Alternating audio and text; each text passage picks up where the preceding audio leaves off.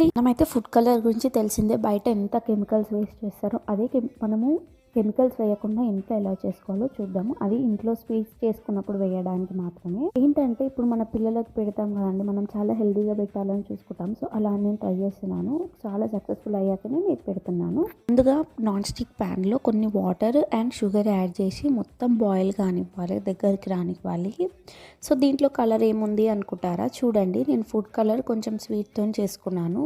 So మనం న్యాచురల్గా ఉన్న ఇంట్లో ఇంగ్రీడియంట్స్తోనే చేసుకోవాలి.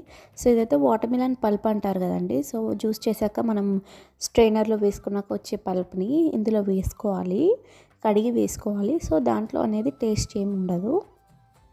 సో ఇవన్నీ నీట్గా మొత్తం మంచిగా మగ్గనివ్వాలి. చూడండి నేను ఒక దగ్గరికి పాకం లెక్క కాకుండా లూజ్గా వాటర్ పోసుకున్నాను చూడండి, అలా చేసుకోవాలి. లాస్ట్కి నేను ఒక గిన్నెలో కొంపి చూపిస్తాను మీకు, కలర్ ఎలా ఫామ్ అవుతుంది చూడండి, మన ఫుడ్ కలర్. సో మన పిల్లలకి న్యాచురల్గా ఇంట్లో వేసుకోవచ్చండి. మరిన్ని కిచెన్ టిప్స్ కోసం మన ఛానల్ని ఫాలో అవ్వండి. Thanks for watching.